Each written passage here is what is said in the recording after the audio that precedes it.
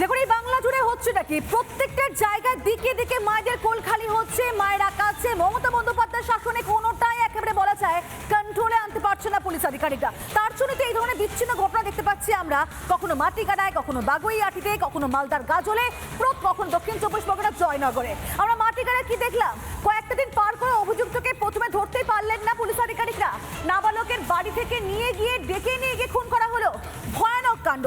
শিলিগুড়ির মাটিগাড়ায় ক্ষোভের গর্জন, ক্ষোভে ফুঁসছে এখন মৃত নাবালক শুভজিৎ মোদকের পরিবার। অভিযুক্তকে আমরা দেখলাম যখন আদালতে তোলা হলো, ঠিক সেই সময় বিরাট উত্তেজনা। পুলিশের হাত থেকে ছিনিয়ে নেওয়ার চেষ্টা করলো পরিবার।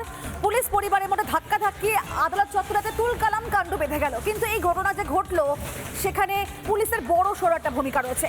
পুলিশের ভূমিকায় প্রশ্ন করছে রাজ্যবাসী। মাটিগাড়ায় নাবালককে বাড়ি থেকে ডেকে নিয়ে গিয়ে খুন করা হয়। দুদিন ধরে নিখোঁজ থাকার পর তারপর দেহ উদ্ধার হয়। শুকনার জঙ্গল থেকে নাবালকের দেহ উদ্ধার হয়েছে। নিখোঁজ নাবালককে খুঁজতে ব্যর্থ পুলিশ।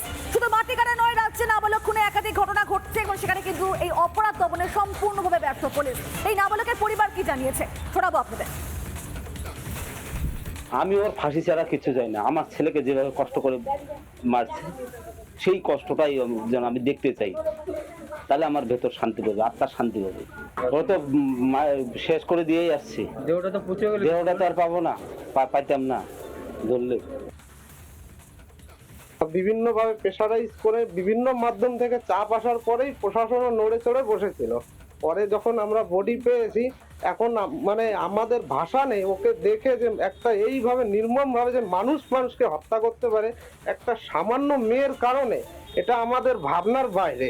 তো প্রশাসনের কাছে আমাদের এটাই অনুরোধ, যাতে আগামী দিনে এই ধরনের এত বড় অপরাধীরা যাতে সমাজে না থাকতে পারে, তার জন্য একটা দৃষ্টান্তমূলক শাস্তি যেন হয়। তো এখন আমাদের একটাই দাবি, আমার ভাগনাকে যেভাবে নৃশংসভাবে হত্যা করেছে যেন এর একমাত্রই বিচার যেন ফাঁসি হয়।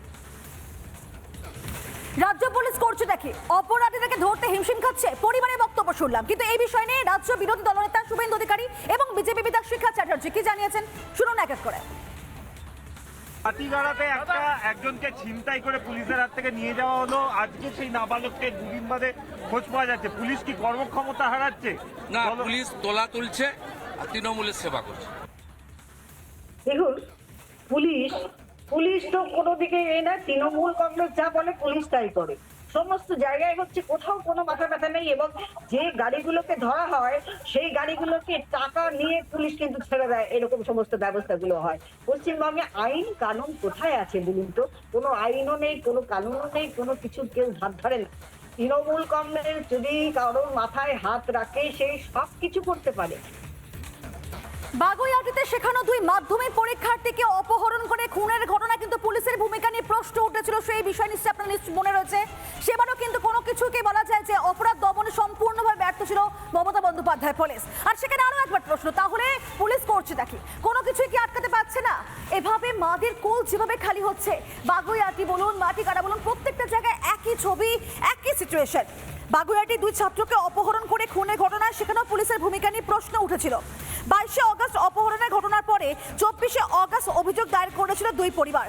তার মধ্যে খুন হয়ে গেল, তারপরে মুক্তিপণ চাওয়া হয়েছিল এবং সেখানেও কিন্তু পরিবার অভিযোগ করেছিল বাগুইআটি থানা থেকে কোনো রকমভাবে সাহায্য পাননি তারা, যেখানে বারবার পুলিশকে জানানো হয়েছিল।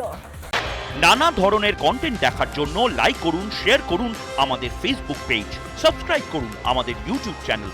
পাশাপাশি অন্যান্য ব্রেকিং নিউজের জন্য অবশ্যই চোখ রাখুন রিপাবলিক বাংলায়।